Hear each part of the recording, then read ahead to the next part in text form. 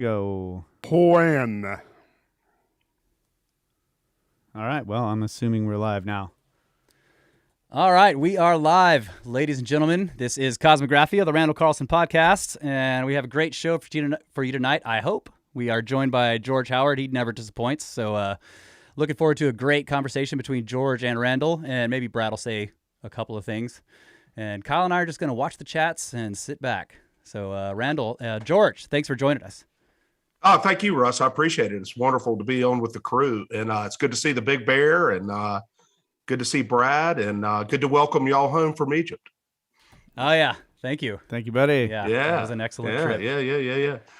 As I know we discussed before the show, the problem is people want you to come back with answers, but you don't. That's you right. just come back with much better questions. That's right. I mean, there were some answers because we were able to, but they're not answers on the big questions. You know, the answers on the details. Yes, we have details. That's right. Yeah. That just perfect the questions. That's without right. answers. Absolutely. Yes. Yeah. And let us never forget who dwells in the details. Well, it depends on your perspective, but it's either the devil or God, right? Just one of the two. Yeah. Divine details. This has already gotten quite heavy for 30 seconds.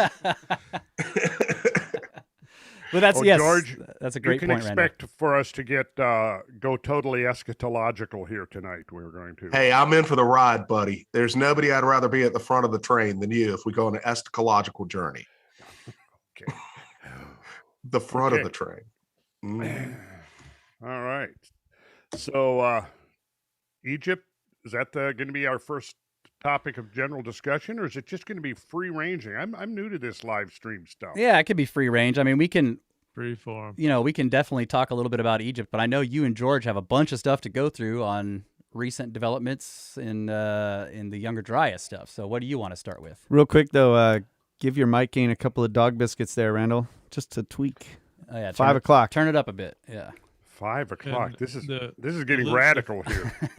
The few how's that? Brothers of the Serpent podcast I get to listen to, they do a news report, so they've covered some of these topics and these papers that have come out already. And Randall and I are going to continue doing Randall reports. So George is deep on the inside on some of these Younger Dryas papers and news that's coming out. So yeah, we want to get his inside scoop and just let him inform us. We'll go into more detail here and in later podcasts, but we've got him live. Let's start off with the el-Hammam or oh yeah. Yeah. I think el-Hammam, it's a little, you were on site there. Yeah, man. Tell us about that. Yeah.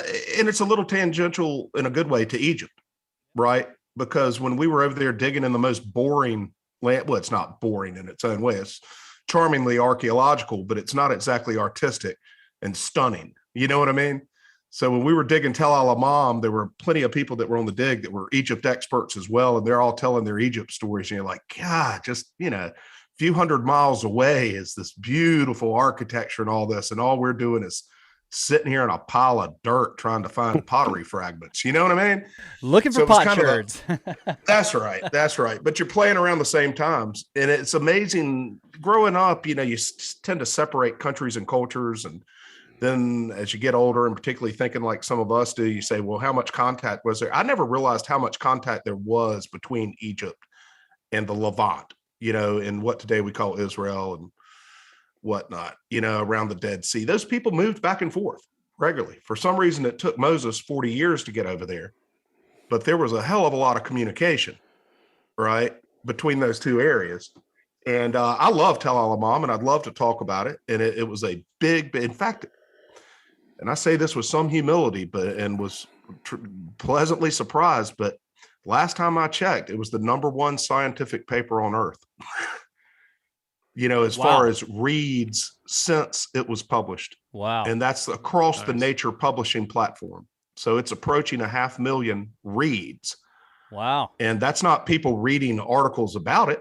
That's actually somebody going to the Nature website, clicking on a 125 page, which is a story in itself, detailed scientific paper and taking a look at it. And that's hard in today's, impatient culture with information. So you got 500,000 people that will that possibly translate to better or more funding for the team? That kind of response? Probably public funding, but probably not any institutional funding. It still fell in the heretical category, and happy to go into that. But it's both heretical to mainstream science, and believe it or not, it's a pain in the ass for Christian science. I can believe it is. Yep. It ain't got to. You got to fight your way out of the Christians with this information, and then you go to the mainstream, or at least that's where I tell Mom. Randall, I'm sorry, you were about to say something. I was just going to suggest that you maybe go into a little bit of background on that and why you guys were there and in the paper and what that was all about. Yeah.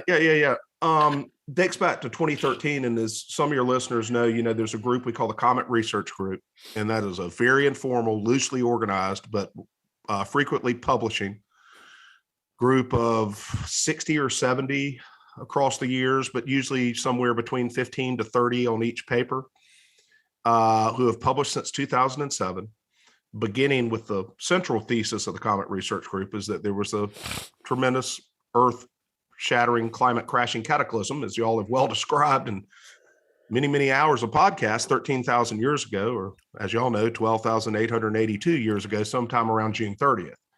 All right. And so the Comet Research Group had established itself by 2013, well in the newly founded canon of publishing on whether that event occurred or not. So we were already well into it, saying this event occurred, already into 2 or 3 papers, et cetera. And we had 2 independent contacts, which is always good for serendipity purposes. One with Rob Hermes, who took a look at a piece of pottery, and he is from Los Alamos and part of the nuclear science teams and PhDs out there. And he identified the pottery and some of the rocks as having similarities with trinitite, right? Which is the glass remains from a nuclear explosion. So you got to have that kind of heat, minus the radiation. You can make trinitite just as it's made in a nuclear explosion if you have a airburst. That was first testing of the first plutonium bomb at Alamogordo, New Mexico. The Trinity test. That's why it's trinitite.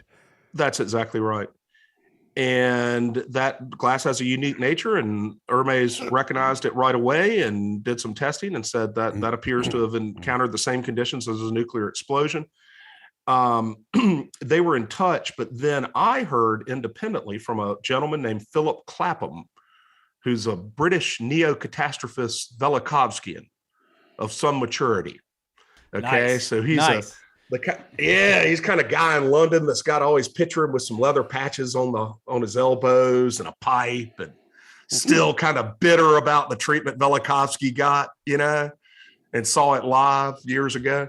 So he's an old catastrophist.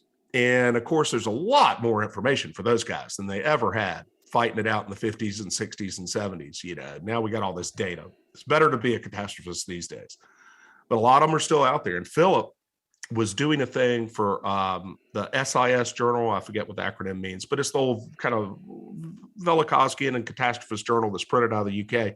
And he was following or had become plugged in to the dig there at Tal al-Hammam. And he was writing a piece on it. And he reached out to me. He had a pretty good idea. He said, you guys, just thinking here, seem to have forensic skills, that the archaeologists aren't going to have. Now, this is me excluded. Remember me, I'm just the gadfly and ball boy for the credentialed scientists, but I get to go on all the trips and hang out on the bus, and I know all the stats, right? So he contacted Ball Boy and said, hey, would the team be interested in joining, the archaeological dig to some degree and taking a look at what they believe they have discovered a couple of meters down in their strata, which is a burn layer from 1700 BC, 3,700 years ago. And they've got some intriguing things, materials, but perhaps y'all, Philip was saying, could take a look at it and provide the right technical skills. That's a specific kind of technical skills. Those archaeologists don't use transmission electron microscopes or, materials probes and all X-ray of that. spectroscopy. I was, that's right. All of those acronyms, and those are special tools. And the Comet Research Group had those skills. So I ran it past Dr. West and Dr. Bunch, and then kind of the senior team got together amongst themselves, because these things can be time consuming. Little did they know, like anything like this, how time consuming it would be for them. But they got back to me and said, please reach out to them. So I reached out to Phil Sylvia, who had already spoken to Hermes, and the scientists at Los Alamos, and said, hey, and again, this is another thing coming on the transom from our team to him. They knew him because they both happened to be in Albuquerque, right? That's how they got Hermes first, or at least they're both out there in the region.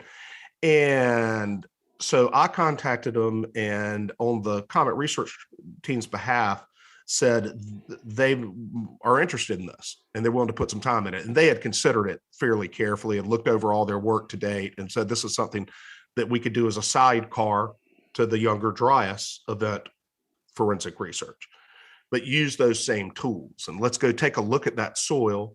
Let's take a look at that melted pottery. Let's look at the melted rocks, if you want to call them that.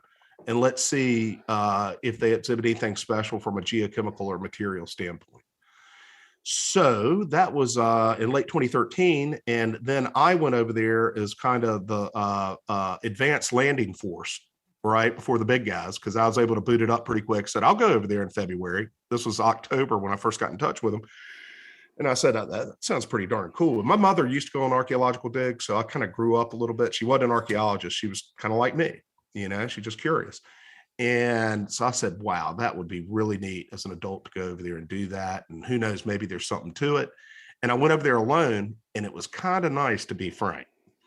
If you got to be on an archaeological dig, and I'm not much of a field worker, the snakes, I know if they'd probably cut my hand if they shook it too hard, right? They're out there in the real world. And I spend a lot of time outdoors, but, not a whole lot of time on my hands and knees, neither do you guys. But I mean, it's hard work, archaeology. There ain't no question about it, particularly in the Middle East and all that stuff.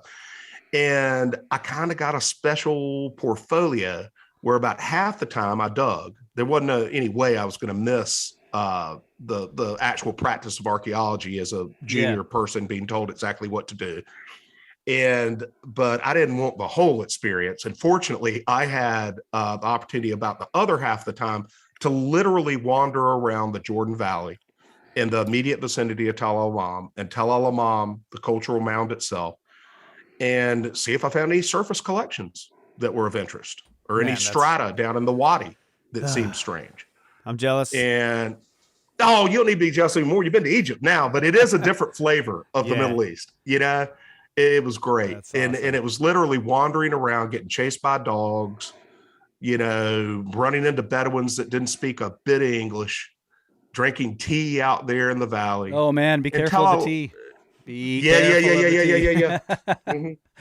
I followed that rule in Egypt, and no one had warned me sufficiently, and I avoided any complications in Jordan. But I had a little bit of tea out there by their home sites, campsites, and but it's a stunning place, Tel el-Hammam. And just to give people a background on it, that Dr. Stephen Collins of Trinity Southwest University, who is a biblical archaeologist, and we could talk about that more, but let's not get wrapped up in the complications of all of that yet. But he's a man of faith, and he was already an established, somewhat younger archaeologist at the time, 20 years ago.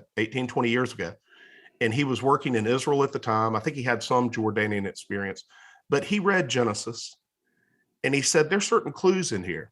There's certain geography of the story of Lot and Abraham and going to Sodom, which is what not the paper we published, but the archaeological team feels very confident it is. We, for very good reasons, it's not our lane, and it's not hard science. We kind of, dodged the Sodom question best we could and just stuck to where it was there in Airburst. But he looked at the geographical clues in the Bible, and I recommend to anyone to Google Steve Collins and Trinity University and Tel el-Hammam, and you can go see some of the talks he gives, because I can't, stuff difficult for me to summarize here. But the geographical clues led him to believe that it was on the east bank of the Jordan River. And we've all heard of the West Bank, and that's in Israel. And that's the Palestinian part of Israel, and where Jericho is, right?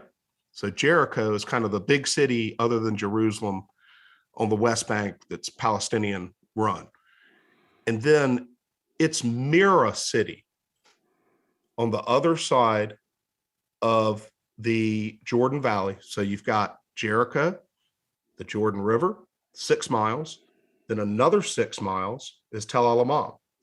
And both of them sit down in the valley, right? Which is a deep rift valley, very dramatic landscape in itself, right? That contains the Dead Sea.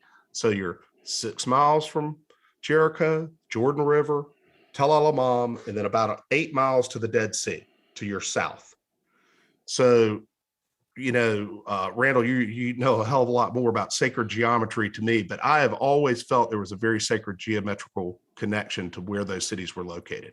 Because then you add on, what were their roles? Well, they were the winter hangouts of the elites to some degree, certainly the Jordanian side was, of the capital cities of Jerusalem and Amman. So up at the top of the hill, you got Jerusalem and Amman, where today not kings, but leaders still sit.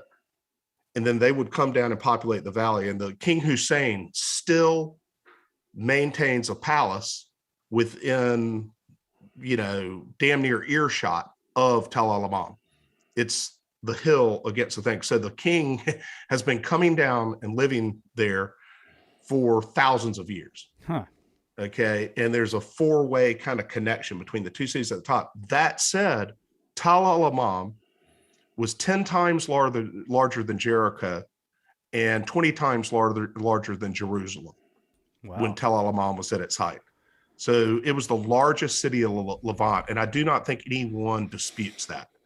So back to Colin. So he said there are geographical clues that suggest it's north of the Dead Sea. And that's important because this is where it gets into their other battle with Christian archaeology, if you will. For years, Christian archaeologists or Christian apologists and literalists and believers said Sodom was south of the Dead Sea. That was the Christian line, right? And I remember seeing that on the old Leonard Nimoy show back in the 70s, when he did Where is Sodom? Hey, thank you for bringing that up, fellas. I appreciate it. Brad, you doing that? That's Randall. Is that Randall? I think Thank so. you, man. Yeah. I thought it would be helpful. Tel el-Hammam. Yeah. And you see how Jericho is just directly equidistant, other side of the river. Okay. And see Amman up there. So that's up at the top of the hill. So you drop something like 1,500 feet just driving from Amman to Tel el-Hammam. And the climate changes. It's just a different world. Same thing with Jerusalem. See where Jerusalem is? You drive from there. I see. Yeah. Right. And from Tel el-Hammam, you can, and I've got a photo where you can see it. You can just barely see the glint of the gold of the Dome of the Rock in Jerusalem, which I thought was really cool.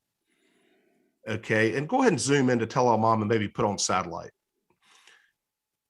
So I actually took a great video that's the most watched video of Collins giving his general lecture. And I don't want to try to summarize it too much, but there's a key word in there, a Hebrew word that describes it as that Sodom was in the Kakar, right? And the Kakar is, Collins will tell you, can be interpreted as the tortilla or the round plate, something round. It's the Kakar. Okay. And I'm sorry, Randall, if you'll zoom back out, the Kakar, and it also says in the Bible that the land, that hosted this location was well watered as in Egypt.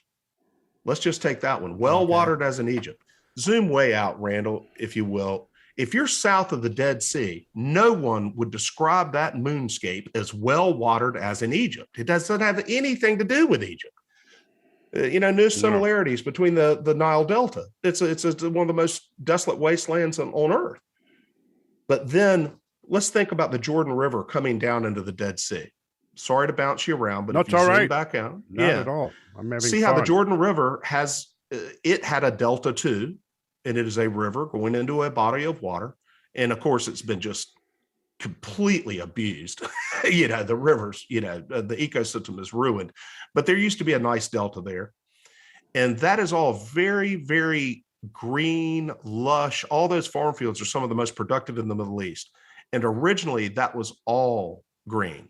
So that was the best place to live thousands of years ago. No one would have lived south of the Dead Sea, right? So Colin said, and again, you get back to, he's got a whole list of geographic clues. He said, I believe it's north of the Dead Sea if I follow the Bible literally, and I believe it's on the east bank.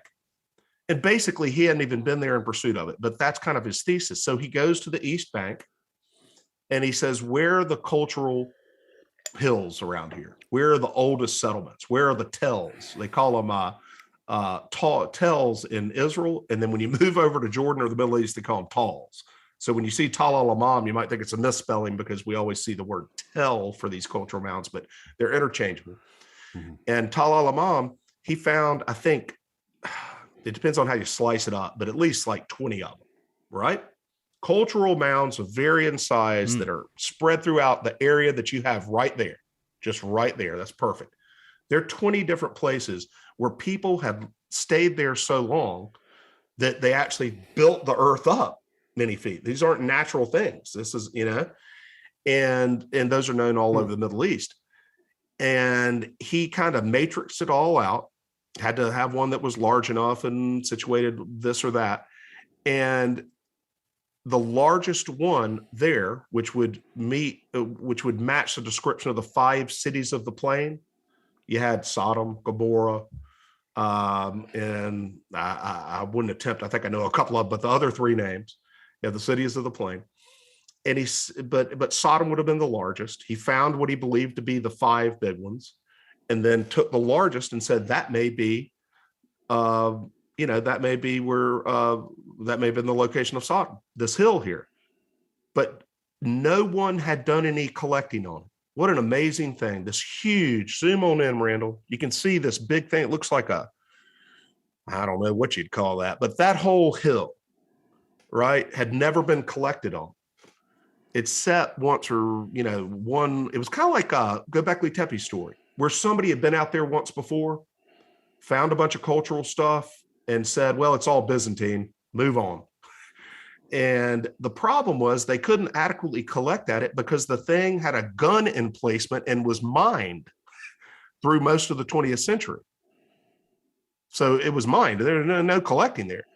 Fortunately for Collins, they had just demined it. And I still find it a little strange. They don't give you any mine training when you're digging out there. It's like, we all know the Middle East. I mean, are you 100% certain you got every single mine out, folks? Because we're going to be walking around and digging out here. But for some reason, it's all cool now. But nobody had ever dug in it because it was a military camp. So by the time Collins got out there, and then they began what now is, I believe, 17 seasons, which is a lot of archaeology.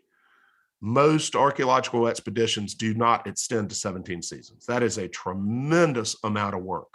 And God bless those people. You talk a shoestring budget. This is not the German Archaeological Institute behind them. These folks are going over there and living on pita and shawarma, 2-star hotels, and toughing it out season after season after season.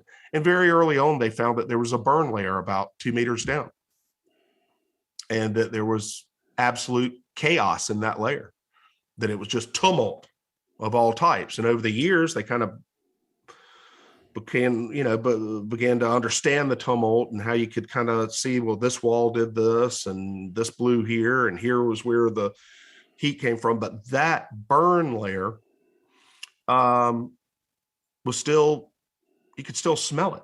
It smelled different than the dirt above it or below it.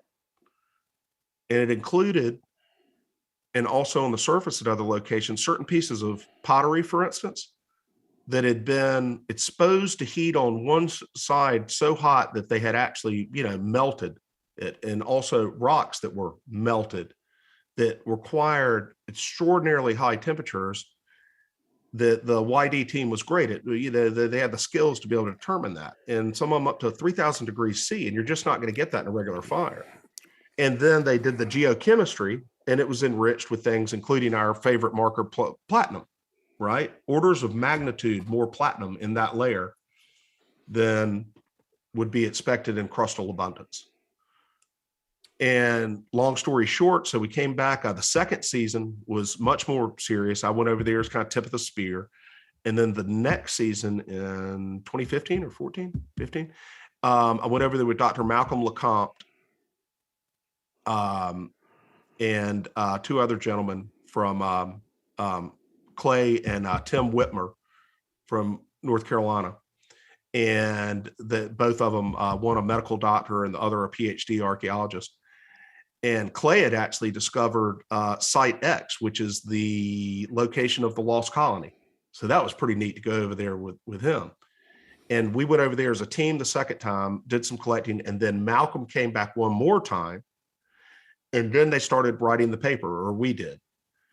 And, that's kind of 80-20 rule, with a couple of people do 80% and everybody else on the paper does 20 and tosses in what they can and whatnot. And I'd actually, done enough collecting so that I was definitely going to be a part of it. But we must have passed around, 20 different versions of it. And it took 5 years to write, major versions, just that would come by me because I wasn't a principal writer. And it took 5 years to write.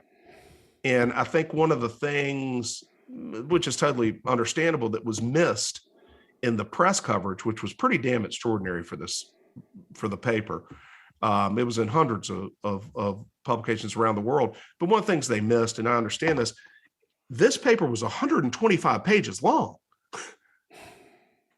The Atacama paper we'll discuss in a little while by Pete Schultz, who's a wonderful scientist and didn't miss a thing, but he did an adequate job and published in a major journal, and nobody would say it was a deficient paper on Atacama Desert glass. I mean, just a few weeks ago, and we'll talk about that later, but hell, it was only 6 pages long. And not that pages, just like any kind of thing you've written, pages aren't necessarily a substitute for competency, but in this case, it really says something. I mean, they literally did not leave a stone unturned. There is an incredible amount of information in that paper.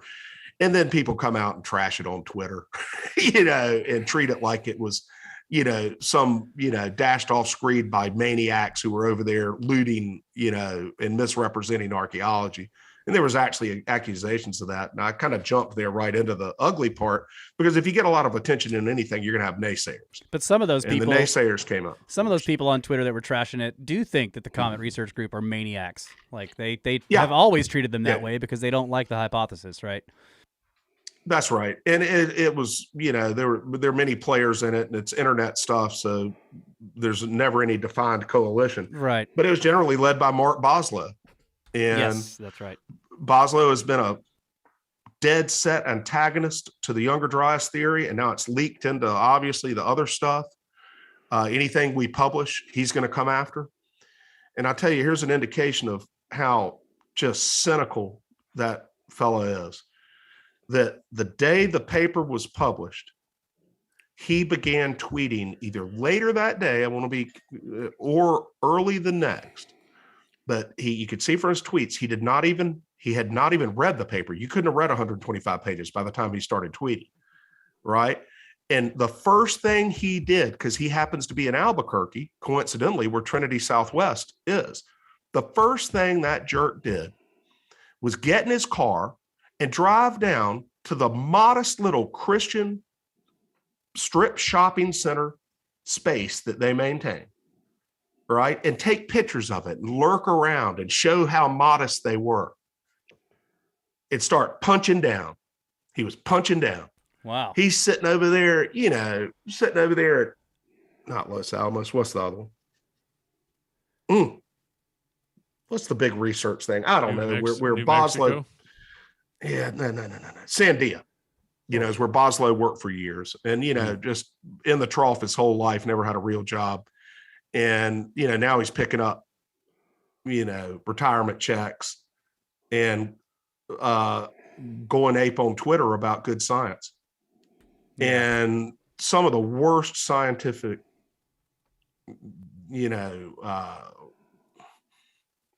some of the worst scientific views are presented by what appear to be some of the best scientists. Right. Some of the worst approaches, some of the worst crimes against science might be a little strong, but Boslow is anti-scientific to his core. And it's exhibited by things like the first thing you do is go try to shame them and show that they're of meager resources. Yeah. Right. They're not an evangelical church. That wasn't something where they're bringing people in there and trying to, pump the collection plate.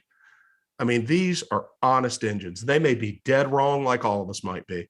Yeah, but I know in my heart, and I have met, that whole THEP team over there. They weren't over there, trying to feather their nests or spin things, and you could say they're trying to prove their book. Fair enough. And that'll always be a knock on biblical archaeology. But then you say, well, what methods do they use? Mm-hmm. What working knowledge do they have? What experience do they have? And my God, here's a book. Let's tell el-Hammam, I forget what you call them, dig book. Yeah. They go and record everything. I think the point you're getting at is if Boswell is going to be a real scientist, then destroy them using science, not, there you go. Not like what he did, which was basically not shaming him. Yeah. Shaming. Yeah. Yeah. So yeah. Basically just an appeal to authority in a sense. He's right. If I'm understanding so he's trying to discredit the idea by showing it's connected with a group that has that's prior biases. Yeah. Yeah. Which I think is bigoted. There are all sorts of people that come into science. God knows every Twitter scientist obviously comes into the game with everybody with comes into the game with biases, but the point is really not that. The point is, what was the hard evidence? You talked about the finding of impact proxies, and so you had a team with technical capabilities who went over there, and it's irrelevant what the people's beliefs were, aside from the fact that the cultural layers there and the impact proxies are there. Now, what does that mean? That's open to wide open discussion, whether or not it's, Sodom and Gomorrah, the biblical. Apparently, there was an airburst, regardless of what your prior beliefs happen to be. That's right, Randall. There is evidence of an airburst there. Right. That's the point. And there is evidence of an airburst, exactly, and the evidence should be refuted, not the messengers. Yeah, I didn't really know any of the details of the story, but that's essentially what I'm hearing is that, so he avoided actually addressing the evidence itself. That completely. And completely interesting. Yeah, and remember, of course, I'm no child of the book. I'm kind of a Christian and Easter Episcopalian. Sometimes I even do a little ushering.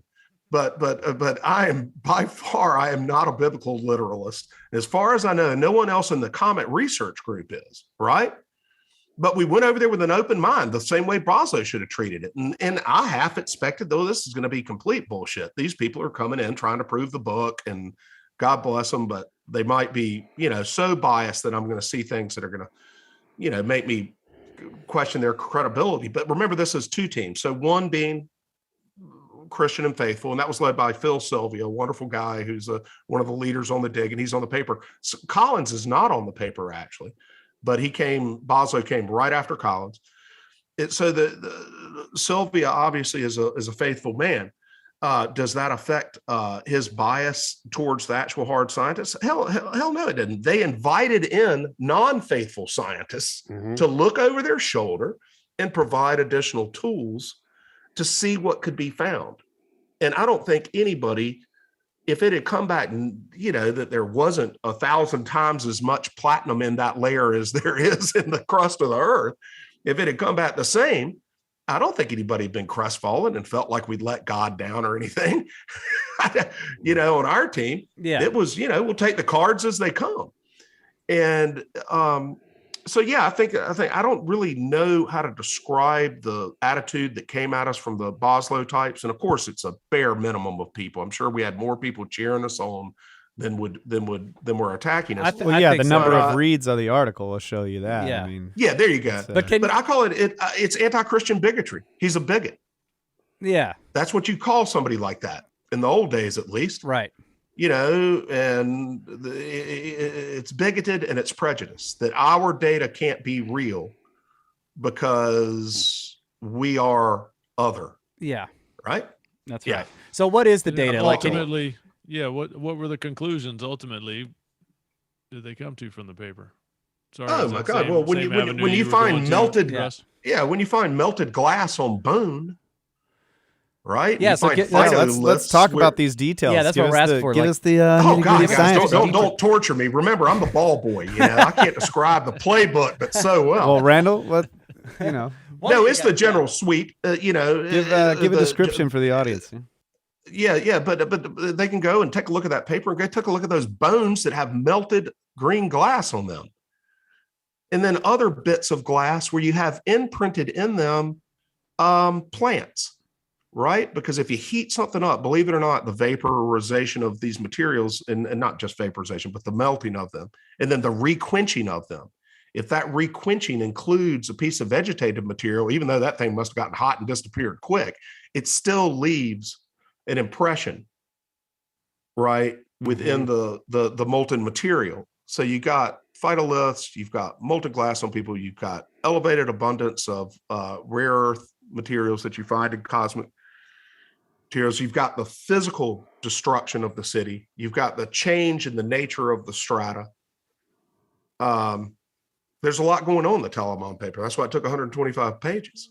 Yeah, just lot of to evidence. stress that there is physical evidence that's very convincing, and for Boslow to attack their beliefs or their meager funds to do it makes It's no disgusting. sense. I mean, for him to be a scientist and have the stature that he's had over 20 years, because he was one that initially tracked the Shoemaker-Levy and determined when it was going to hit Jupiter. That's when he came to prominence as far as I became aware of him. But yeah, for him to sink to these levels, I don't know if he's retired, but yeah, to ignore these obvious facts and start out with those kind of attacks, it's just it's a Cruel sad state attacks. of Those where kind of attacks are cruel. Scientists are gone. Yeah. Yeah, totally.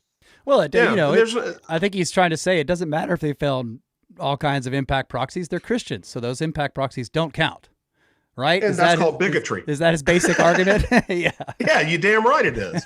And I tell people all the time, one of the really important things that Randall's brought across with all the podcasts that we've done is to show or tell the repeated stories that these early scientists, the uniformitarians, were really against any evidence that made it look like there was a great flood, because that sounded like some biblical story, and we're not That's going right. in that direction. So they avoided this whole suite Yep. of evidence that seemed obvious, because that's a Bible story. Mhm. Nope, not even going there. And Yep. it Yep. totally derailed a century or more of research that we could have been figuring these things out, because there was some bias or mindset that said nope, biblical, we're not going there. That's right.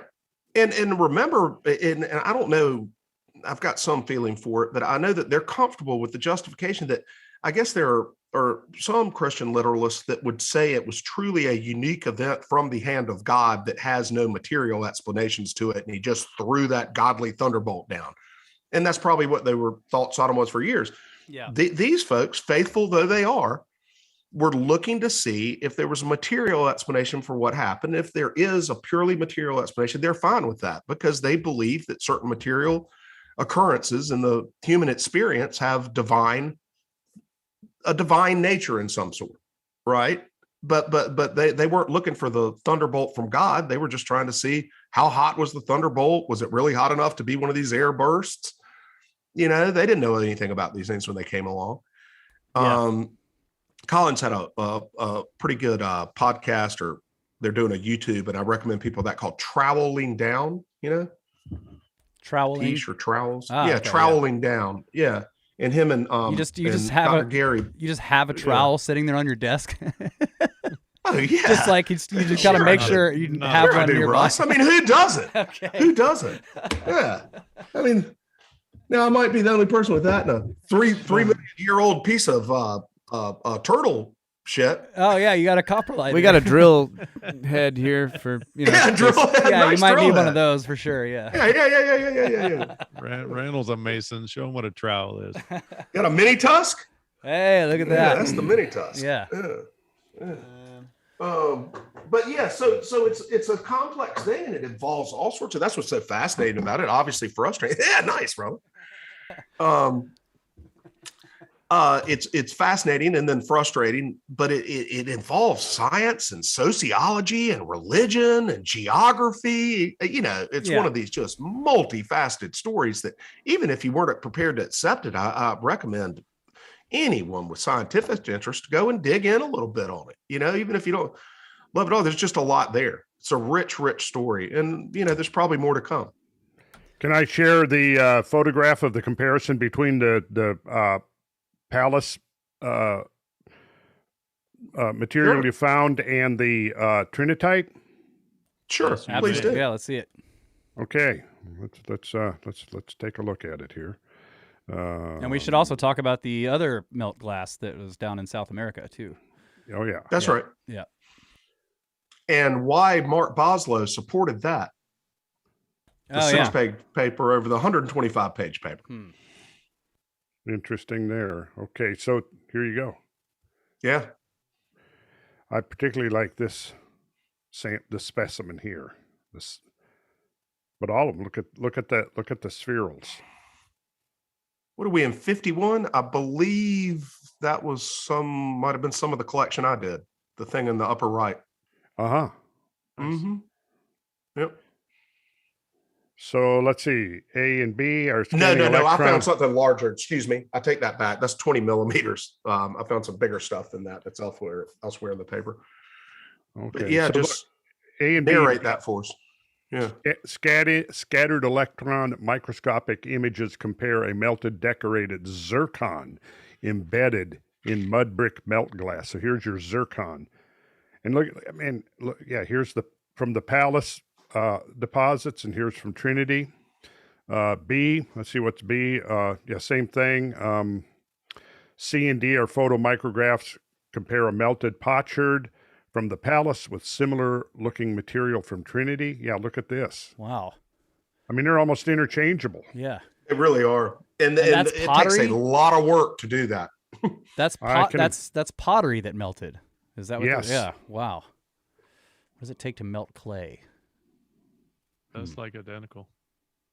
Yeah, you see, the melted zircons in panels A and B were found in highly vesicular glass, like these from the Pallas and the Trinity site, respectively. And G and H are scanning electron microscope images of a spheral fused onto mud brick melt glass from the Pallas and a spheral embedded into trinitite from the Trinity atomic test. Wow. Now, how can you ignore evidence like this? Well, let's talk about what they paid attention to for a second. I'm sure y'all caught to some degree that where they attacked the paper, they ignored the geochemistry, the material science, right, and the suite of evidence, and they zeroed in on the fact that some of the photos had insignificant kind of ancillary things removed for clarity from the photo.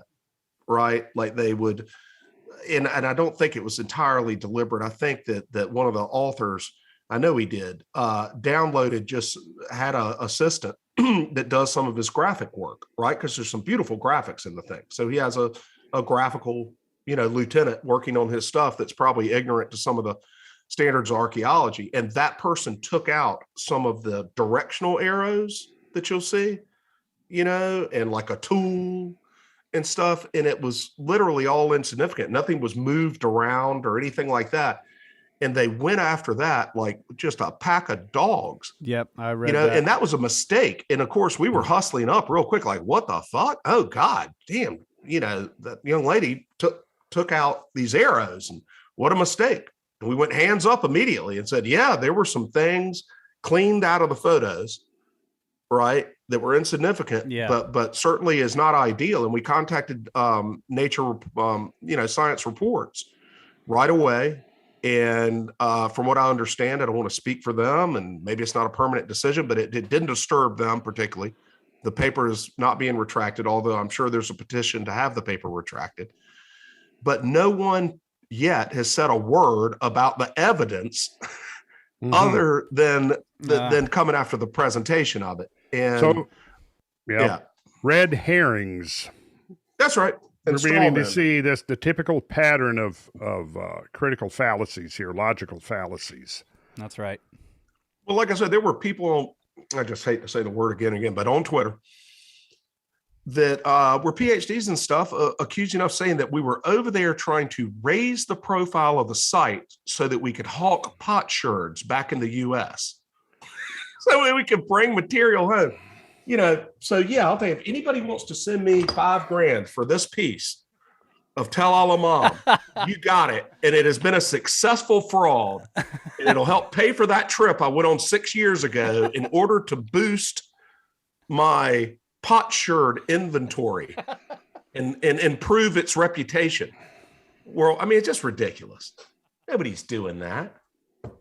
These people are so careful and they're so amazing. First of all, this isn't even, this was 1,700 years after the Cataclysm, after the Airburst.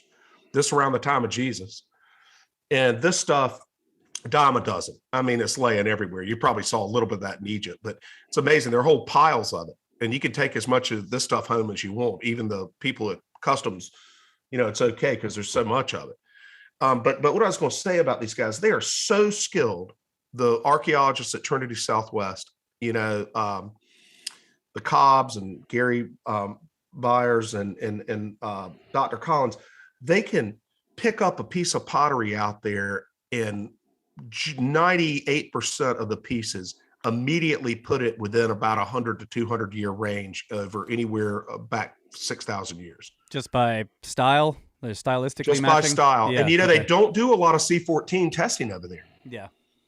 And that's true across Middle Eastern archaeology. They do it with the artifacts, right? Because they know the artifact evolution so well that it's a lot cheaper to go, well, we know this layer's Iron Age because it's that look, this curves exactly that way and this does that. So they do their dating, as again, a lot of sites do, just based off of what period it was. And they have these collection days. Obviously, the dig is out there bringing the stuff in. And then when you have a day off, say for weather, it actually snowed like hell one time we were there, which was really, really cool to see Amman covered in 5 inches of snow.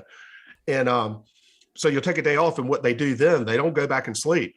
They all gather in a room and take all the sherds and start sorting them and dating them and characterizing them, right?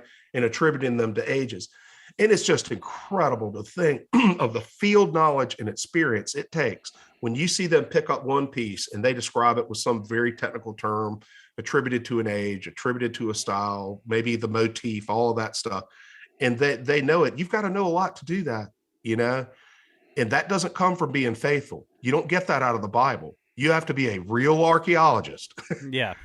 Yep. To date that stuff. And it's just impressive as hell. And it makes it all the more frustrating when people come after them and make them less than scientists. So what was the date on that? 3,700 years ago? 1650. Well, Tal el-Hammam, the destruction layer is 3,700 years ago. 37. This little piece is Pipal. Yeah. Okay. And then, just to shift a little bit here, we're about halfway time-wise. We talked about, or you wanted to talk about the Airburst in Southern Ohio. I just wanted to alert people to it. It is, I think it's 381, and that's on the Cosmic Tusk. I've got a paper, and this thing landed with absolutely no attention. So that's why I'd like to take the opportunity to, point it out, and, get it on folks' radar that are communicating all this great information like you guys are. But if you go to the Cosmic Tusk, here, I'll share mine. Let's see. Yeah, your website is listed in the description of every one of the Cosmographia Randall Carlson podcast. Oh, videos. I appreciate that. That's awesome, man. Okay, y'all see my screen? Yep. Yeah. So 335 AD, they've identified preliminarily, I would say, not the full suite of testing, but certainly enough to publish. That there may have been an airburst in Ohio at 335 AD. So, wow. 1,700 or so years ago. And why is that significant? Well, first of all, the great hope of the Younger Dryas event, if you will, or people like me that believe it signifies something else with the Taurids, and as Randall does, that as all of y'all do, everybody on this call, thinks that there were repeated encounters with the Taurids, and there could have been encounters with other meteor streams that would have been catastrophic. But bottom line, things have happened over time, multiple times, with the Younger Dryas event being the big daddy, an order of magnitude larger. Exactly. And then that's right. And you don't have to go there. That's not proven yet. So we're stepping away from the Comet Research Group here, right? I am. But since I'm ball boy, I can do any damn thing I want, right?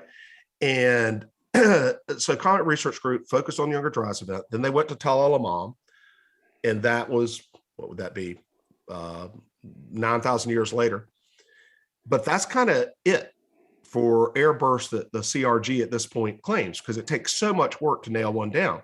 But the great hope is that people take these same tools, right? Forensic tools and approaches, right? And that they go, somebody will find that other stuff that guys on this call think is out there in time.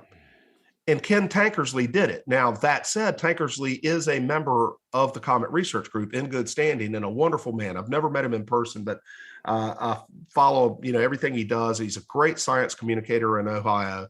I think a beloved figure in Cincinnati. And his paleo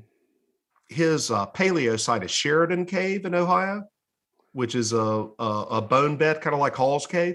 Right, where it's accumulated, cave site with a bunch of great strata, and he's been on some TV, with Hall, Sheridan Cave, etc., showing the clear evidence that there were megafauna and then nothing. So that's his contribution to the Younger Dryas event. But then Ken, God bless him, he went out and dug in a mound and got samples from a Native American mound and looked for the impact proxies, and he found them, and some of the geochemistry, right? So he's got, iridium anomalies, platinum anomalies, et cetera and so forth. Spherules, there are friends, the spherules, the vesicular glass. And it's been a few weeks since I read it, and I'm not sure how he got to the date, but let's just say I believe it was, through associated carbon datable material at the same layer. Not exactly sure in the mound what it was, presumably at the beginning of the mound.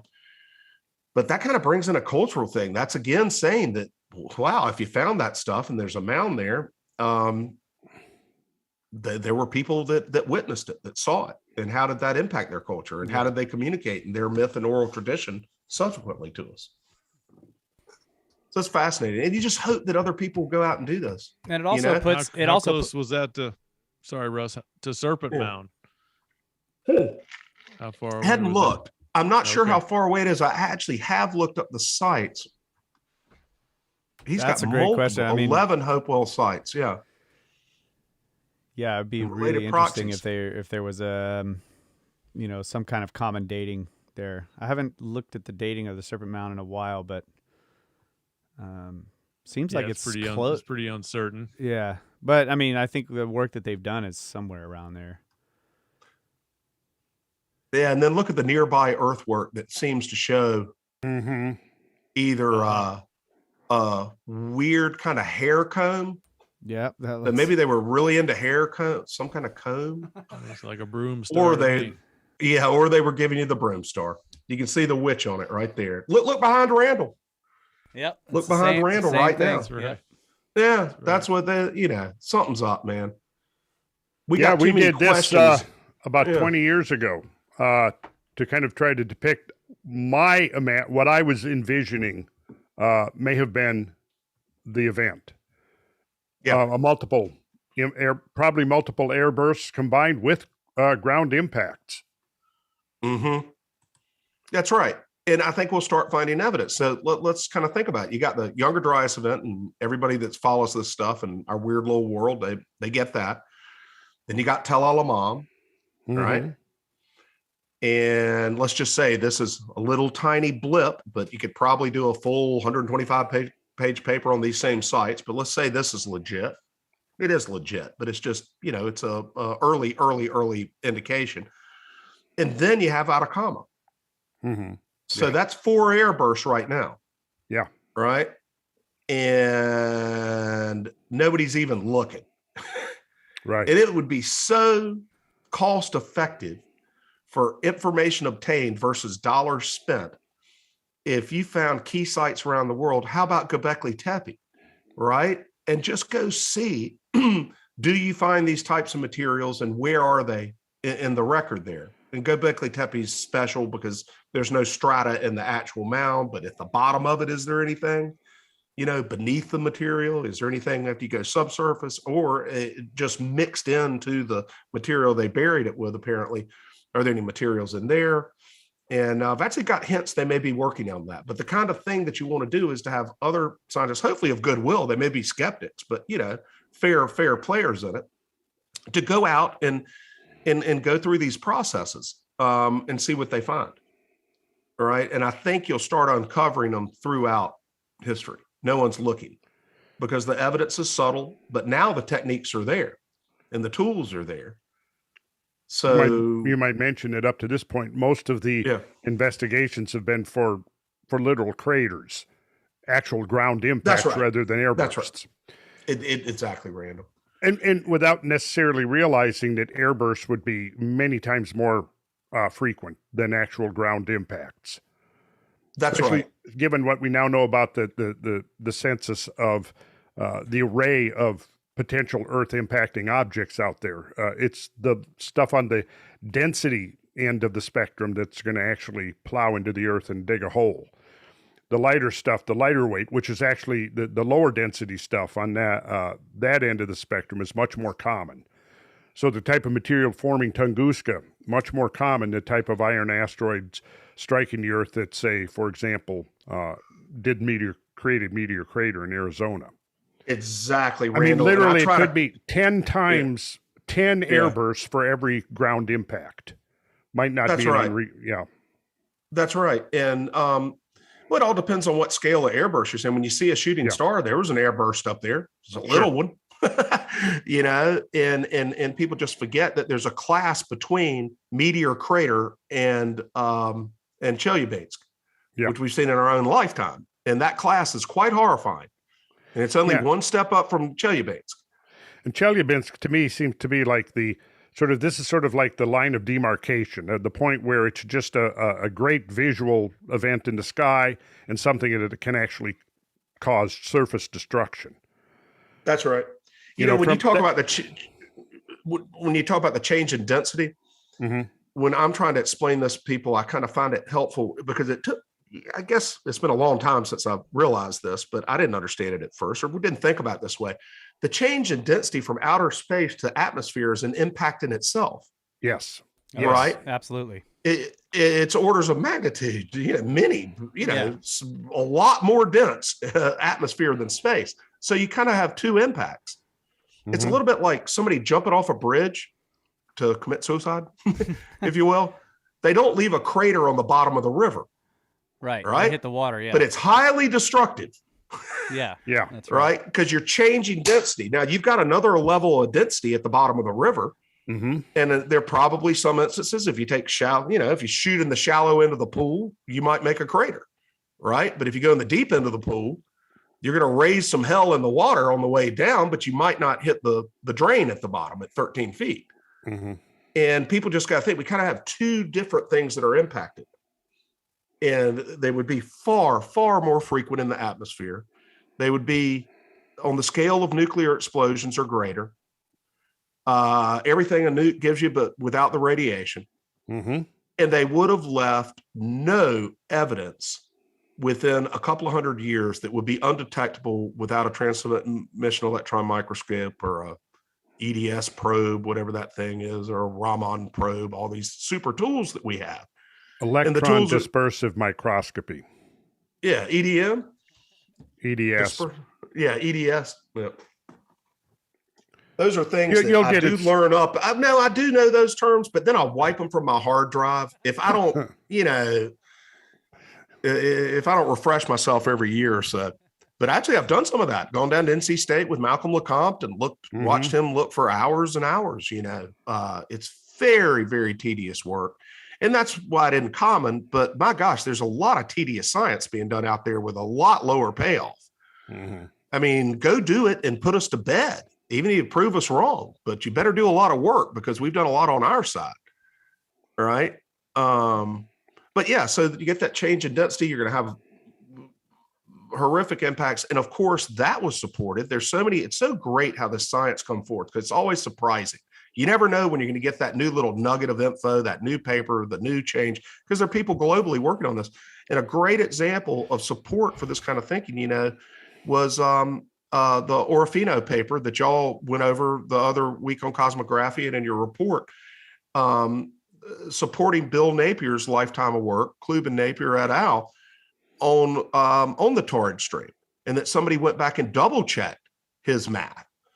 Not even double checked it, he added a whole new level of understanding to that class of objects. And as y'all know, it came up absolutely in support of the fact that there is enough material out there in proper orbits that we should expect, if Napier is right, and the confirming paper by Orofino, I believe it is, et al. Is correct, in their subsequent rework of the data with new ways to look at it. If they're right about that, people are finding things out there from Schultz to the YD group to Tankersley there, finding things that support that astronomical understanding that there's much more. There needs to be more geological work. There needs to be more work on both ends. It needs to be done by teams that have both kinds of people in them. Yeah. Yeah. Is Schultz the one that did the Atacama? Atacama. That's right. The desert glass. Yeah. That's right. And I'll speak a little out of school here. It could come off wrong, but I say it with a lot of respect. So there's some nuance here. And Pete Schultz, a few weeks before I heard from him, before he published the Atacama paper, he was on the original YD paper and a couple of subsequent ones. And he was a wonderful person to have, you know, at Brown University, and also detailed to NASA and JPL, and runs the big gun, you know, for NASA, the impact simulating gun. You know, he's a great science communicator and was a, you know, great team member, but probably more on the mainstream side. It's probably the furthest out Schultz has been on the speculative, well, I won't call it speculative, but the controversial data that we had. But he joined the papers, right? But a few weeks before Atacama, we respectfully released him from the Comet Research Group at his request. All right, took him off the website. And I was wondering at the time, I'm like, damn, what spooked Pete? Why does he want to go? And I actually asked him, I said, listen, no problem, buddy, but what's why? And he said, I just need some independence. And then a few weeks later, boom, the paper comes out. I'm like, I get that. Yeah, I mean, I didn't see that as a bad thing. You know, the way I looked at it was, well, if he's on the team and the paper comes out, then the naysayers can just lump the whole thing in with the thing that they've already been trashing. But now that since he has the independence, you know, they can't really do that. So it's kind of like you're coming at it from two different directions, both that's right, Kyle, pointing at the same idea. And so I kind of thought, well, maybe that was a smart move because of the pushback. The Comet Research. And he's a big name, you know. He needs a support. He's his own freestanding, you know, impact intellectual, you know, and to tie yourself to a group, and not that you're tied to the Comet Research Group, but it's probably not helpful if you want to present evidence. Not his thing wasn't terribly controversial. We need to talk about that because he gets a pass because he is such a figure. We'll talk about that in a second. But if you want to distance yourself, and all of his work was independent, there wasn't any other Comet Research Group people involved. Yeah. Right. So he probably didn't want that confused and think it was another publication that you know, so I respect that, but it shows how tough it is on people that publish this stuff. Yeah, absolutely. You know? Yeah. Yeah. But incidentally, Boslow immediately started tweeting that he, you know, that he welcomed, you know, celebrated the Schultz paper because it proved him right. And his long contention that there were airbursts to be found in the geological record. Oh, God. You know, so it's okay if Pete over at NASA, his first, you know, he was on the YD paper, so I guess he was just wrong about that. So Boslow should have said, well, Pete's been dead wrong about this other thing for years and years and years and lost his mind, but he's right about this. Right. Of course, none of that. He just said Pete's right, and it proves my long contention. But then you say, well, what exactly is it about Pete's paper that's so much more definitive than the YD papers? Well, the first thing that distinguishes Pete's papers, let's just say from el-Hammam, which is not YD, but another target of Boslow's within weeks of each other. What makes it different? Well, the messenger. Exactly. Because the comprehensiveness of the research was, and with all due respect to Pete, it's a 125-page paper with 20 lines of evidence in el-Hammam. And then Pete had great evidence too, tying it to the actual returned material from Comet Wild, I believe it was. And it had the same geochemistry. That's good stuff. That and that's a great approach. I don't know whether that repeats itself, and we can always find pieces of of cosmic material here that happen to match some of the only returned samples that we have, or maybe there's enough in common between those objects that a lot of things will have that. But he tied it to returned samples from an actual comet, the only material we have from one. So that was really special. But yeah, he gets a pass from the attack dogs for whatever illegitimate reason when compared to us or when compared to others. I mean, hell, Ted Bunch, who, led the el-Hammam paper, hell, he worked at NASA for 30 years too.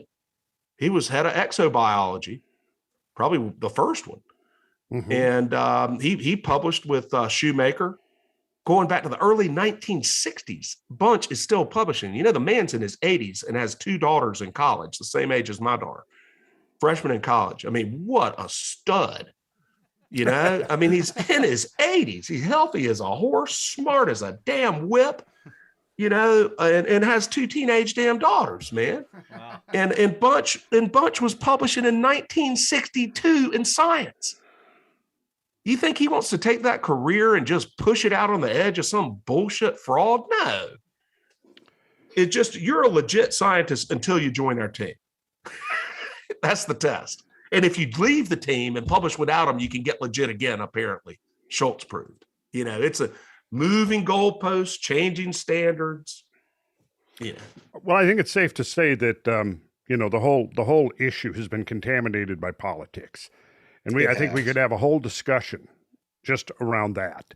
Because what the work of the Comet research team has implications to it that actually could affect policy decisions being made over the next decade or two. And I think that there is that component. And, again, the idea, like Brad was saying earlier, let's dismiss this if there's any connection now with organized religion, specifically Christianity, from perhaps in some of the same ways that, like what Brad was referring to, in the founding days of geology.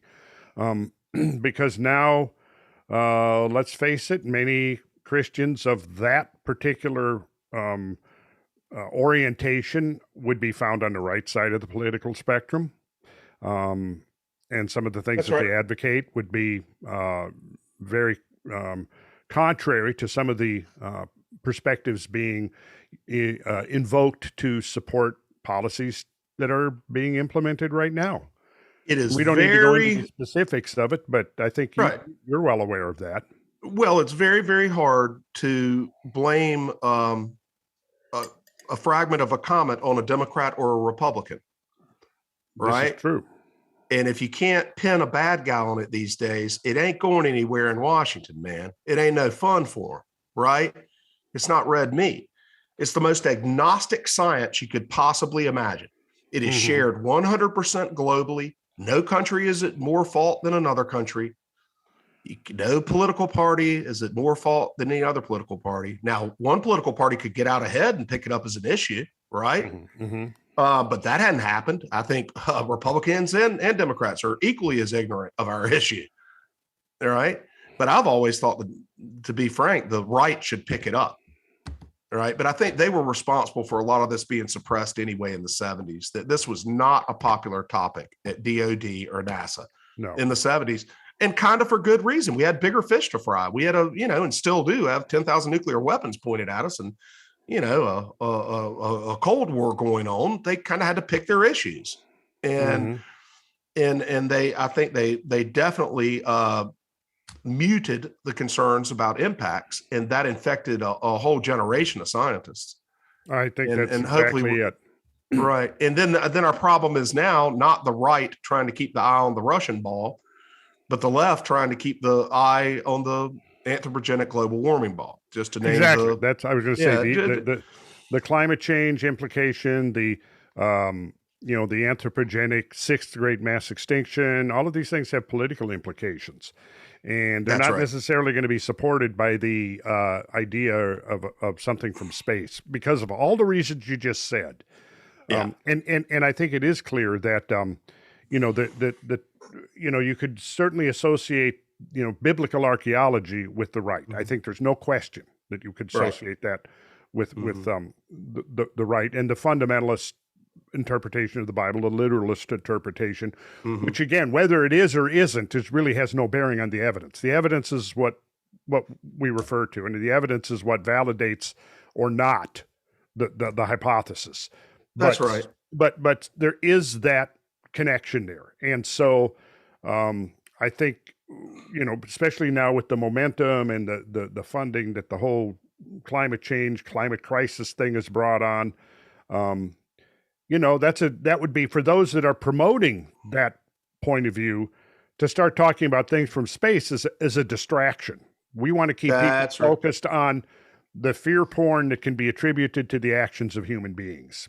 And for all those reasons, like you just said, you cannot blame something from space on any faction or another, or any party or another. And I think that has a huge part of it. And that is leaked over into academia. And, that's right. And I do know that some of the most vociferous critics early on of the comet impact hypothesis were also proponents of the overkill hypothesis. And the overkill hypothesis, in other words, the mass extinction of megafauna caused by Paleo-Indian nomadic small tribes of hunters sweeping over the planet, wiping out everything in their path, that scenario is being invoked as Exhibit A to support the notion that we are now currently in something equivalent, the sixth great mass extinction. And I know that at least several of the names who were prominent as the early critics were definitely associated and published papers in support of the overkill hypothesis. And so if you're out there promoting, exactly. So if you're promoting the idea that that humans were responsible for the destruction of the extinction of the megafauna, you don't want somebody else coming along and saying, well, no, I think it was something from space that did the job. So that's right. It was a very convenient political narrative in the 60s when that was rolled out by Paul Martin, right? Paul Martin, yeah. And he was an ideologue, in my view, and it was very fashionable, still is, but that was the earliest rollout of that fashion, to be self-loathing, to loathe our presence on the planet. And one of the many reasons we should loathe ourselves is we wiped out, 250 species of animals 13,000 years ago, including 2 birds and an armadillo the size of a fucking Volkswagen, man. Nobody ate the last armadillo. Come the hell on. Y'all have been all through that. I mean, y'all have been all through, done a great job with it. But as far as the global warming thing comes, listen, I'm kind of a Bjorn Lomborg, global warming person without getting into the details, but I'm not a denier per se, but I am I look at things in a relative sense, relative threat and whatnot. And I see the conversation that we're having over global warming being akin to a couple sitting in their car, screaming at each other over what's on the radio station. But the car's sitting on the train tracks. Right? And they're sitting there playing with that knob, fighting over it. Here we are. But shit, nobody's looking left or right. God damn, we're on the train track. Yeah, it's important what's on the radio, but let's pull the hell off the train track before we bitch about whether it's rock and roll or country. And that's what we're talking about, is the difference between, 1 degree Celsius and 2 degrees Celsius, and that's 50 years. No way, bro. It's rock and roll all the way. Right. See, you just want the argument so bad. Fuck that train. Let's argue. Well, we can throw a little bluegrass in there. in the mix, can't we? Right. That's right. But it's unfortunate. But we're working our way out of it. And I'm a little bit of a believer in the amnesia hypothesis. I think something shocked us. It just. Well, yes, I think that to me, I've said for years now, I think it's going to take perhaps a shock. Look, if another Tunguska event occurs, and given now the probability statistics of what we know, I mean, we're probably overdue for a Tunguska-sized, Tunguska scale event. And if we have one of those again, I mean, heaven forbid, and I'm, it's too bad that it might take that, but I think that would do the job. Well, let's hope let's hope it does happen, but it's over deep ocean. Well, see, that it's already happened. Yeah. We've already been given that example by the Cosmos. Look, here it is over, a remote region.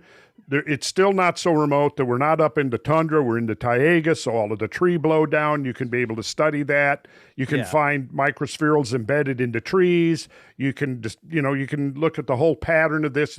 You'll learn about, because if it had been any further north, we wouldn't have known about it. Of course, if it had been what was it, Georgia? 8 minutes later. No, not 8 minutes later, but a few hours later, it would have wiped out Leningrad.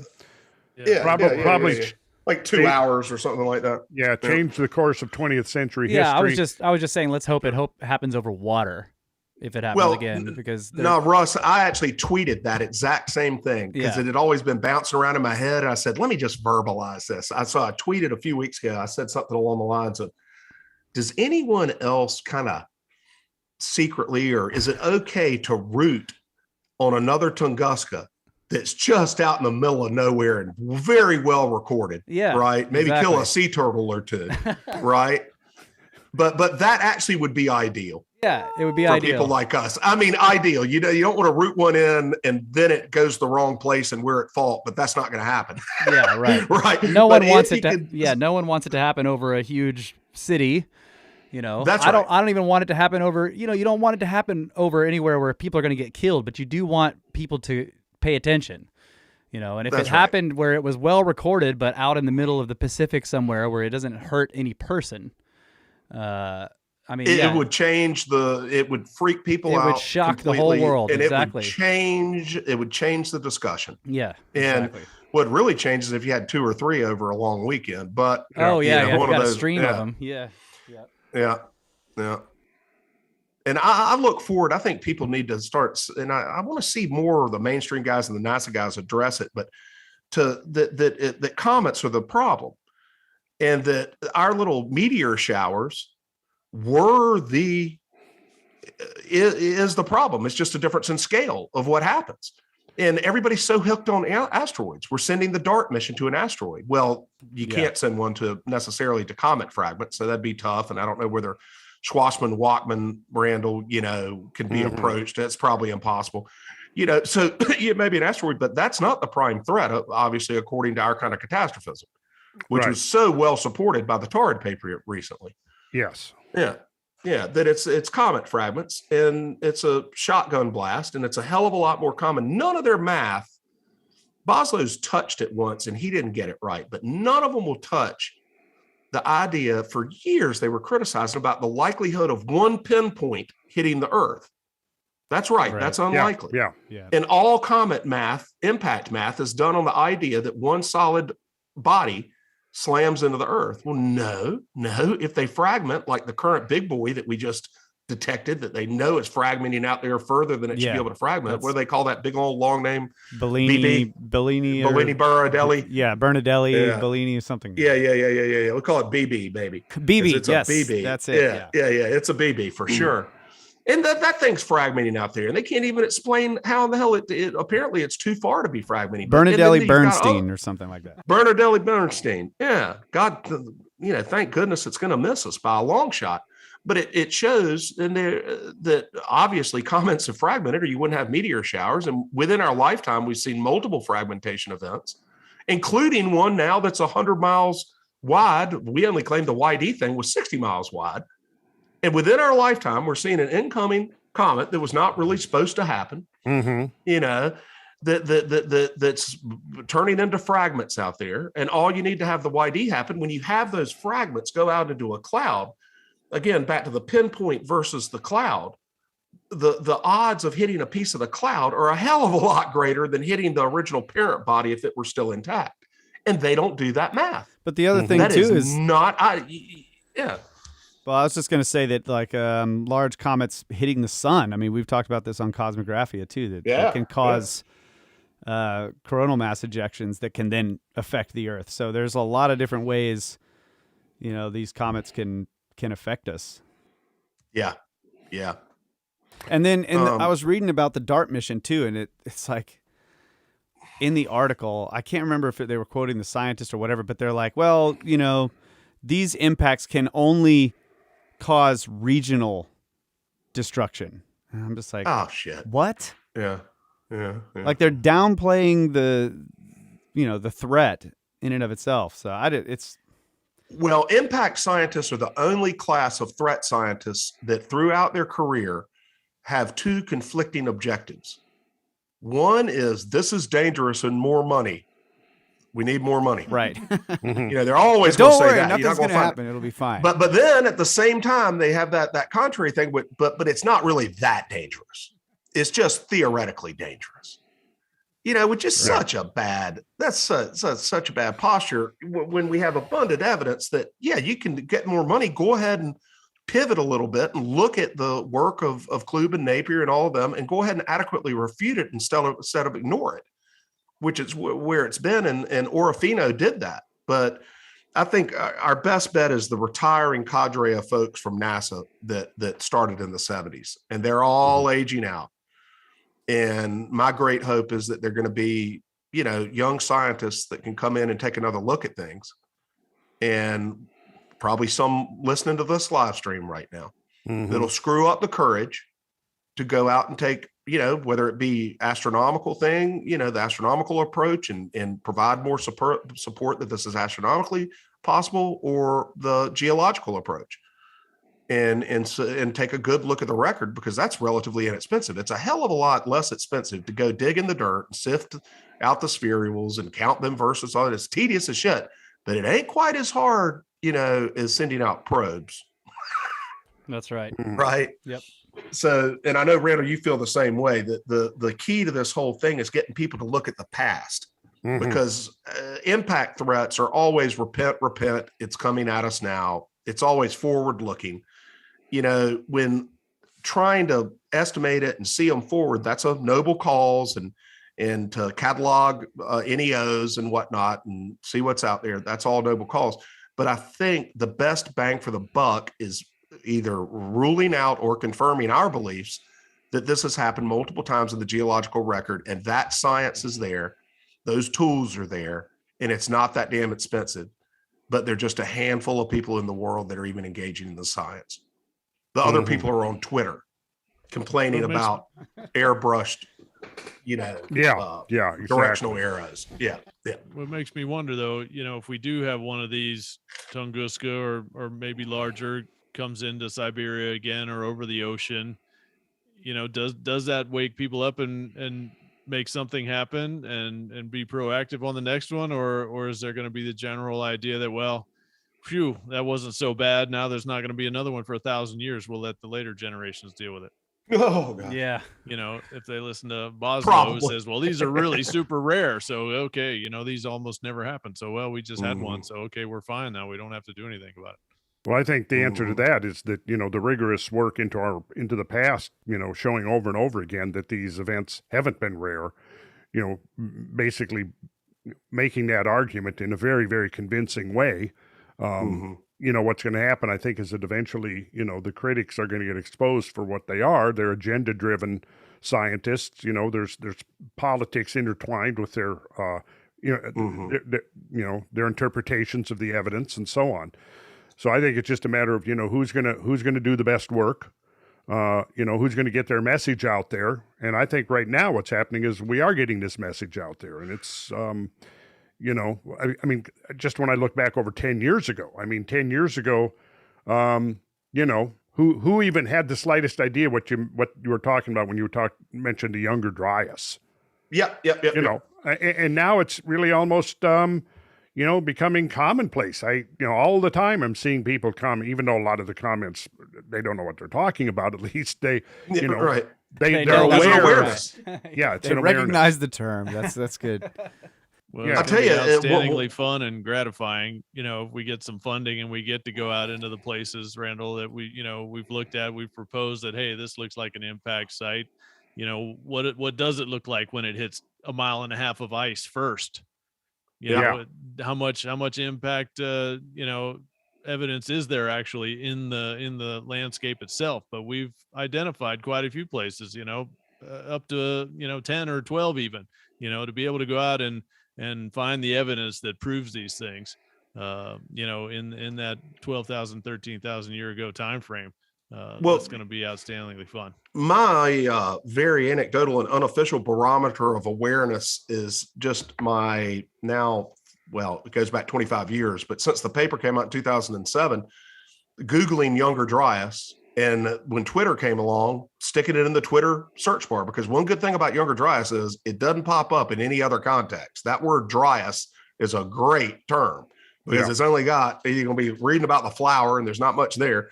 But back to when you put it into Twitter, it used to be somebody mentioned that term maybe once a week, right? Talking 10 years ago, right around when Twitter came out. I didn't tweet much back then, but I was on it. And maybe 7-8 years ago. But you get every few days, somebody would mention the Younger Dryas. And now it's 20 times a day, 10 times a day. It's just going up. And that's awareness. And Randall and Brad and Snakes, man, y'all have done a lot to bring that awareness, particularly you, Randall. So, eat fresh vegetables, and stay healthy, dude. Got a big job for the planet here, man. And going on Rogan and getting him into it, is invaluable and so welcome to people like me. I remember in 2007, you talked Ice Age impact. There was no awareness. And it was so neat as we were writing that paper. I'm like, wow, this is going to be neat to see how this filters through the public consciousness. And of course, you hope it'll take off. Didn't take off, but it ain't nothing but up. The awareness is nothing but grown. I don't see anything stopping it. And at some point, perhaps internationally, but before the U.S., it's going to result in good institutional money being dedicated to searches to confirm or refute the claims we've been making on these podcasts. There's a something I should mention here that kind of has bearing on the whole political implications of this. Again, you get back to that. But a couple of years ago, after one of the, our series of podcasts, I don't know at what point he picked up on this, but Matthew Lohmeyer, if you know who he is, he was going to be the commander of the 11th Space Warning Squadron at Buckley. Yeah. Lieutenant Colonel Matt Lohmeyer, and he contacted me, and we had a meeting. I was still building the Wheelhouse Pub restaurant at the time, so I know it had to have been about 2 years ago, I guess. It was pre-pandemic. So we met. He hadn't been reassigned yet to he'd been given his commission, but he hadn't been reassigned yet to Aurora out in Colorado. He's still over in Birmingham. But so he'd been listening to what we'd been doing and what we'd been talking about, and he was really on board with it. And absolutely invaluable. Those are the best ears to get these concepts into.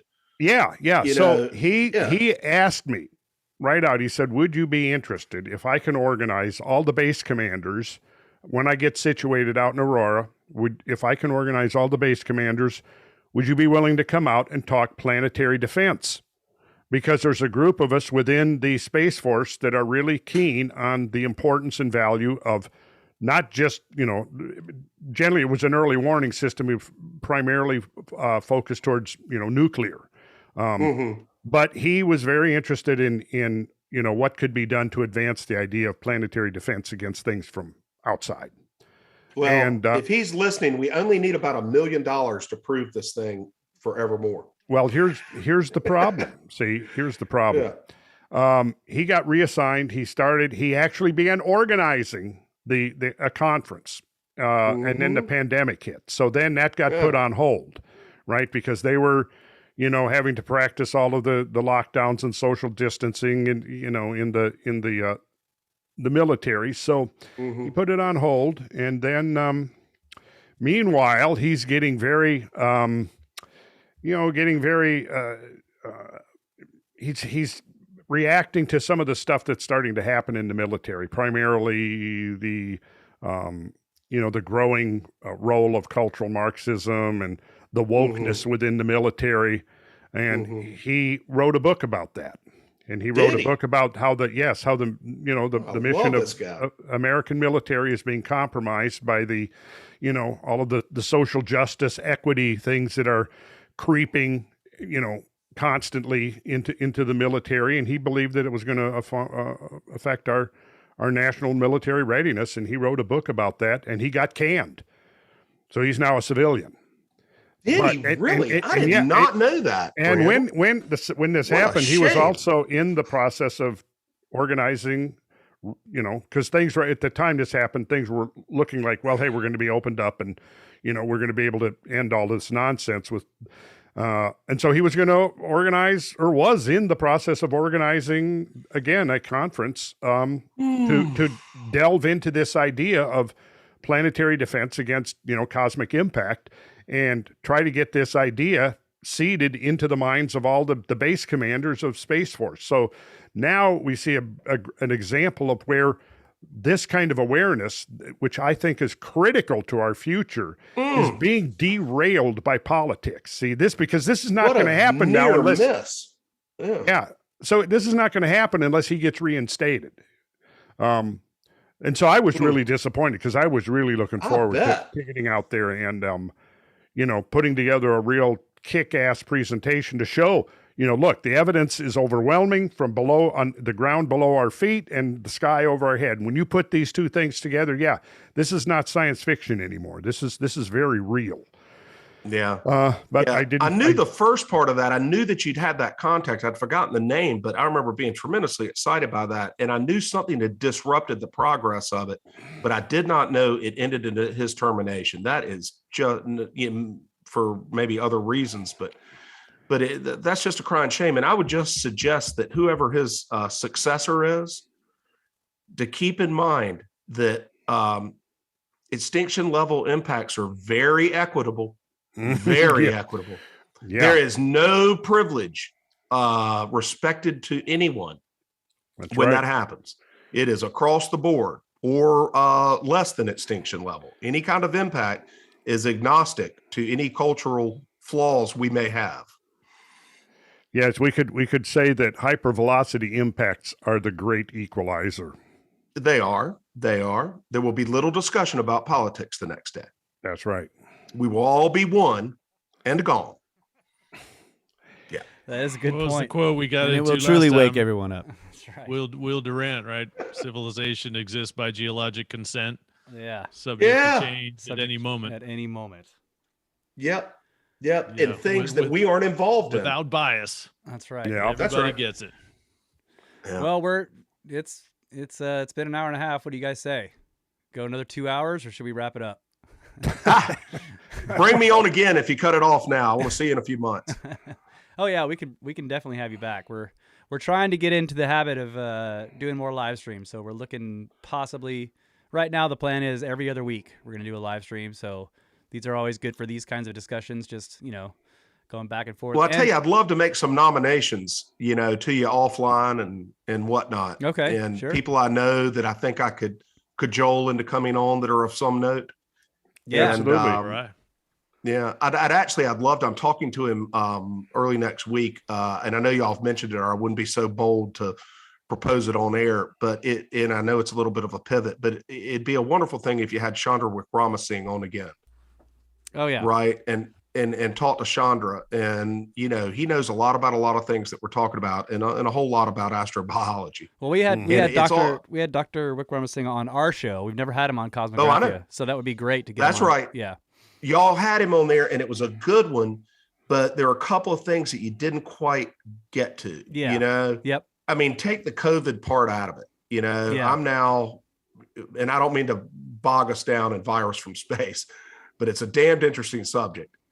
Yeah. And and speaking about it, non-COVID, because that well could have been a lab leak and maybe it came from an animal, or, it's pretty clear to me now, even though I'm a part of that group, that it did not come from above, except originally we were seeded with those viral components from above. And I know that sounds so heretical, and I probably just completely undermined any credibility that I've built up in the other subject by mentioning the most shockingly, shockingly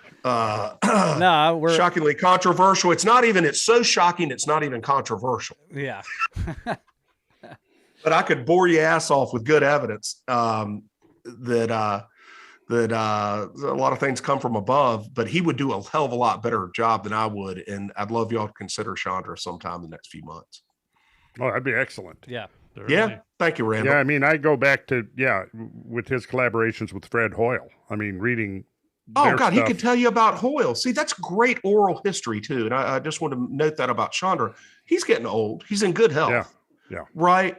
But there's an oral history component to these guys. Mm-hmm. that we need to hear from them, man. I mean, they've got a lifetime of wisdom. Mm-hmm. I mean, he was he knew Arthur C. Clarke. Yeah. Exactly, Brad. Yeah. He's that kind of guy. He was Hoyle's, closest collaborator, and his earliest contributions to astrobiology and astrochemistry, I guess you call it.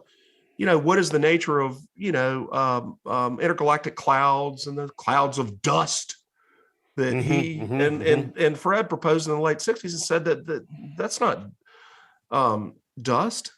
It's actually biological material that's frozen. Yeah.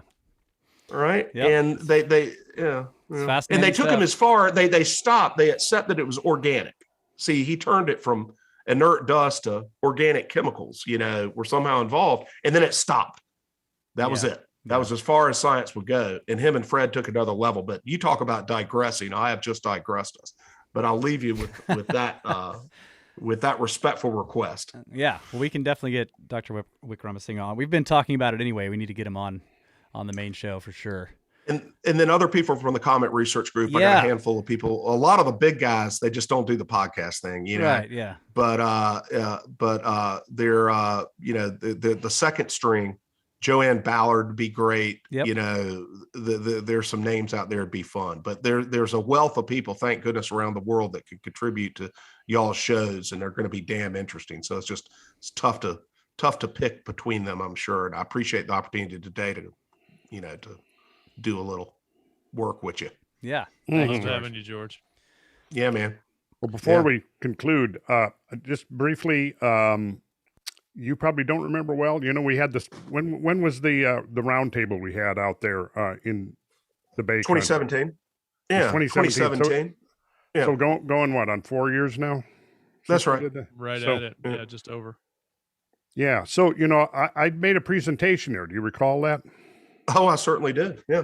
Okay, we've done quite a bit of thinking and work on that since that presentation. Done more traverses in the field, and at some point I might like to talk to you about trying to get this up to the next level and get some of these ideas in front of some of the boys, because I think that there's some pretty convincing evidence of where. If there was in fact impacts into the ice sheet, which at this point I'm about as convinced as you can be that some of those impacts were into the ice sheet itself. And what led me to that idea, without going into a big discussion of it, because we've already covered most of it to some extent, but the idea is that the melting of the ice sheets show very distinctive patterns of epicenter melting, far removed from the margins, and I've essentially exhausted every possible explanation. Volcanism could contribute to that. The problem is it seems to bear no statistical relationship to the distribution of volcanoes, contiguous to the ice sheets. And so it leads me back again to the idea of what would we be looking for in terms of geomorphology if we were looking for sites of impacts, hypervelocity impacts into the ice sheet itself. That's right. And Randall, I think you've got something to contribute on that, man, because the Comet Research Group has focused on a lot of different lines of evidence, but they hadn't done the landscape work that you guys have. Mm-hmm. You've got 30 years of looking at maps and looking at the chaotic landscape and elevation features and all of that stuff. That work hadn't been done because they got other priorities and just sitting around on Google Earth all day, or as y'all have done to your great credit, actually getting out there, boots on the ground and looking at some of these things. That's all worthy stuff. And I wouldn't be opposed at all to trying to get a subgroup of whoever's interested from the Comet Research Group, and let's have an offline presentation where you talk to those interested and say, hey, here's what we're seeing in Canada. Just FYI, stick it in your pocket. And if you want to follow up on that, but we just want to, we want to transmit, some of the knowledge we've gained after years and years and years of looking at features in the big picture, not with the electron microscope. So yeah, I'd love to put you in touch with the people who may follow up on that. That's great. Well, let's do that at some point. And another thing, George, is, you've always got an open invitation to join us out in the field looking at this geomorphology of catastrophism. Yeah, where you been? Love to see what happens when some of these things get filtered through your consciousness. Yeah. And what you come out with after having spent a week looking at some of these landscapes that have. I am going to go out west with y'all. And this was I got the get up and go because I did the Egypt thing, right? Oh, yeah. And Tel el-Hammam and whatnot. But like anybody, I just got cursed with the calendar this year. I might have gone back to Egypt again, but it was, and this is all priority stuff. Didn't bother me a bit, but I knew right away as my daughter's freshman college parents weekend while y'all were in Egypt. So I knew that 4 months before the thing and said, I'm out. Well, what are you doing tomorrow? Let's go. We fly out to Montana. Hey, I'm an empty nester now. That's where I was leading up. I mean, my kids are gone, except for breaks and stuff like that. So I am on the road, brother. All right. Y'all will see me out west if you'll take me. Right. I love it. Excellent. All right. Hell yeah, bro. All right, Brad, we got any other announcements before we close this out? RandallCarlson.com for all your Randall Carlson needs. Anything else?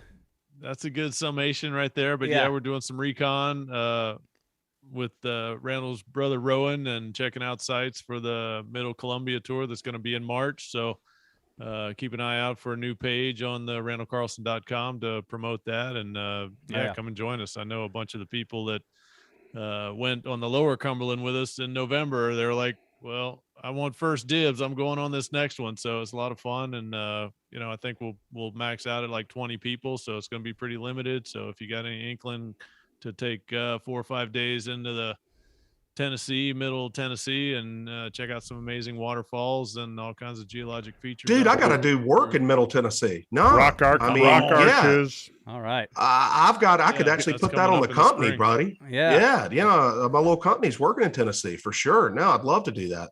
Well, we've already reserved a block of 20 rooms and a couple of cabins up at the Falls Creek Falls Resort. No shit. So it's on for March. And that's going to be an awesome base from which to explore that region.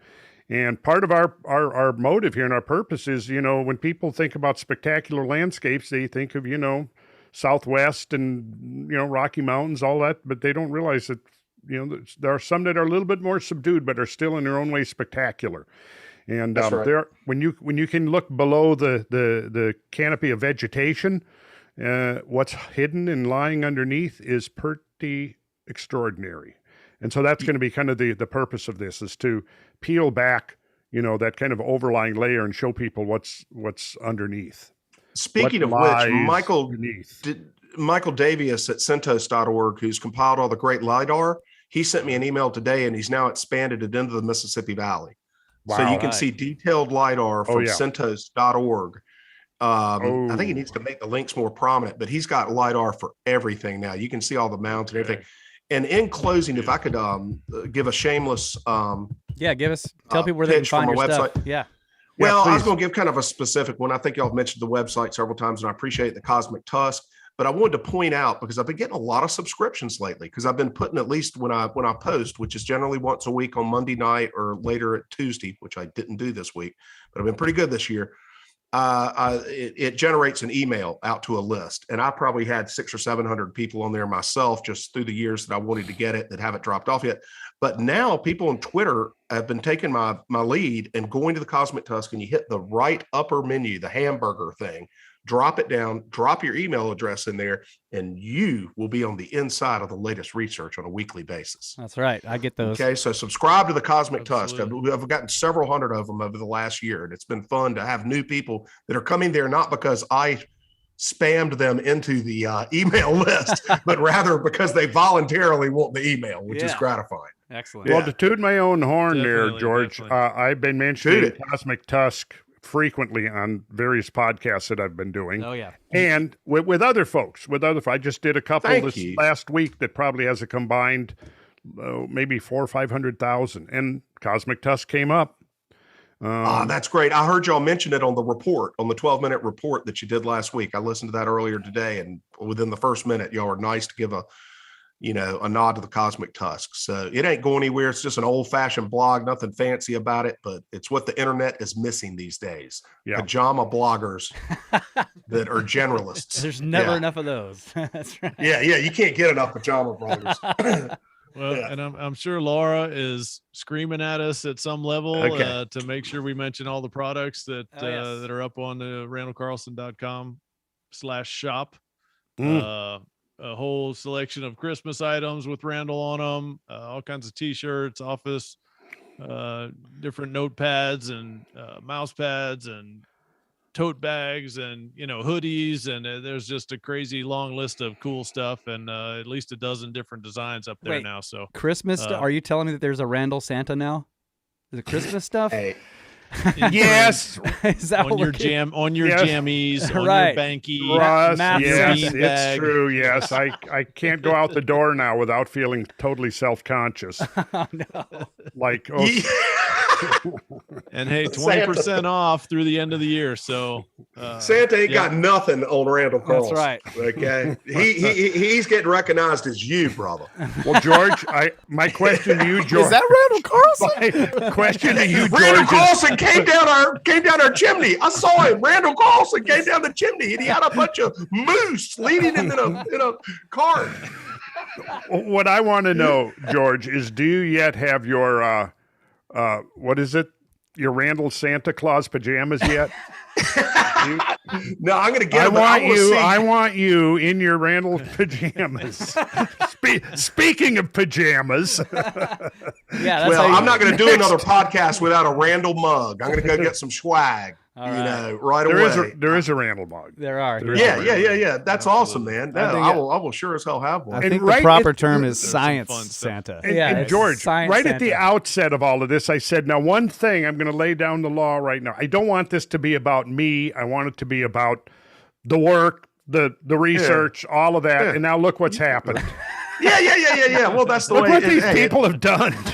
It came honestly. It came by it honestly, man. Just make sure you do one show during the season with a hat on, man. You got to go ahead and play it. Yeah, you got to. Have y'all ever done that? Did you do it last year? No, we need to do it though. Yeah, we should. That'd be cute, though. You're spoiling it. That's man. your call, Randall. Okay. All right, guys. Y'all are great. Let's close this out. Thank you so much, George. Always good to have you, George. Yeah. Great, George. Absolutely, man. I love you guys. Y'all take it easy. If I don't talk to you again, you have a wonderful holiday, okay? All right. And thanks to everybody in the chat. You guys are great. Thank you so much. We love you. Yep, always have. Good night. Good night, job, guys. Over and out. Okay, stream has ended.